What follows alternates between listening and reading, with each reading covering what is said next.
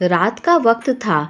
रवि ने अपनी 5 साल की बेटी अदिति के चेहरे पर मचलते शरारती भाव देखे। अदिति गोलगप्पे खाने की जिद कर रही थी।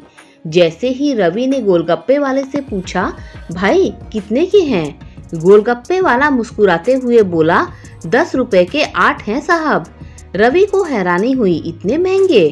जब मैं खाता था तब 1 रुपए के 10 मिलते थे।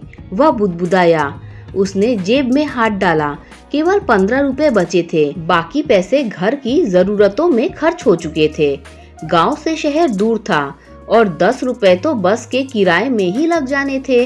रवि ने गोलगप्पे वाले से कहा, नहीं भाई, 5 रुपए में 10 दो, वरना नहीं लेने।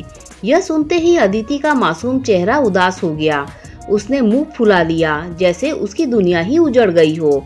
रवि के माथे पर चिंता की लकीरें उभर आई। अरे चलो भी, इतने महंगे गोलगप्पे खाने की जरूरत नहीं, रवि ने धीरे से कहा। पर अंदर कहीं उसे अपनी बेटी का चेहरा देखकर दिल में कसक हो रही थी। गोलगप्पे वाले ने मुस्कुराते हुए कहा, साहब, जब बेटी आपके घर में है तो लाड़ भी आपसे ही करेगी। आज उसे खिला दीजिए। कल को जब पराए घर में जाएगी तो शायद उसकी ये मासूमियत और फरमाइशें आपको याद आएंगी। तब आप तरसेंगे कि काश उसकी हर छोटी छोटी इच्छाएं पूरी कर पाते। गोलगप्पे वाले के यह शब्द रवि के दिल में गहरे उतर गए। अचानक उसे अपनी बड़ी बेटी प्रिया की याद आ गई। प्रिया, जिसकी शादी उसने बड़े अरमानों के साथ 3 साल पहले की थी, एक पढ़े लिखे और संपन्न परिवार में।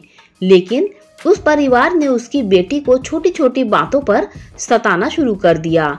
2 साल तक रवि ने हर तरीके से मदद करने की कोशिश की, हर उल्हाने को सहा, पर आखिरकार एक दिन प्रिया की सीढ़ियों से गिरकर मौत की खबर ने रवि का दिल तोड़ दिया।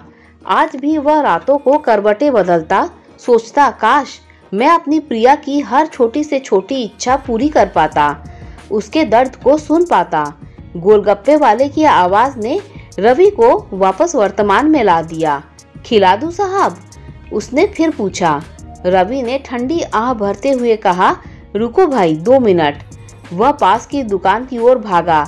उसने जरूरत का सामान खरीदा था और 5 किलो चीनी भी ली थी। उसने 1 किलो चीनी वापस की और 40 रुपए बचा लिए। वापस आते ही उसने डबडबाई आंखों से बेटी की ओर देखते हुए कहा, अब खिलाओ भाई, और हाँ, तीखा थोड़ा कम डालना, मेरी बिटिया बहुत नाजुक है।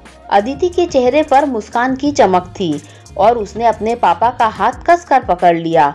वह छोटी सी मासूम मुस्कान जैसे रवि के हर दर्द को मिटा रही थी।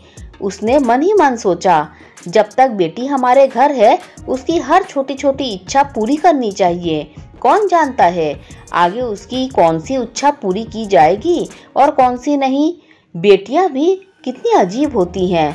जब ससुराल जाती हैं तो मायके आने की हर वक्त राह देखती हैं। मायके में आने पर सोचती है कि यहाँ जाकर माँ को ये बताऊंगी, पापा से ये मांगूंगी, भाई से लड़ाई करूंगी और ढेर सारी मस्ती करूंगी। पर जैसे ही मायके आती हैं चुपचाप शांत हो जाती हैं।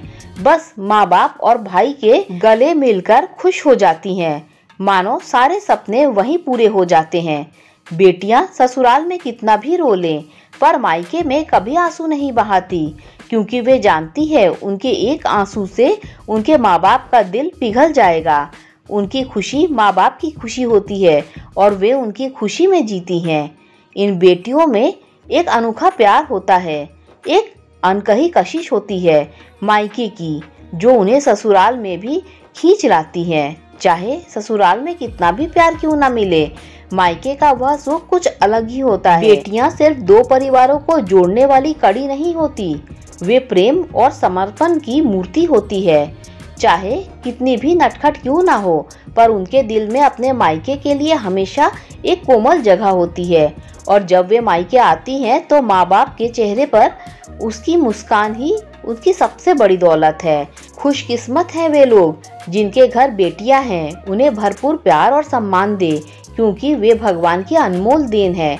और हाँ, हमेशा अपनी पत्नी के साथ भी वही प्यार और सम्मान करें, क्योंकि वह भी किसी घर की बेटी है।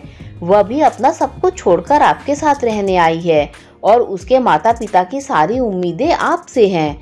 आखिर बेटियां और पत्नियां ही तो परिवार की असली धुरी होती हैं, जो सबको जोड़कर रखती हैं। दोस्तों, अगर आपको ये कहानी अच्छी लगी हो तो लाइक शेयर सब्सक्राइब कीजिए। Thanks for watching this video.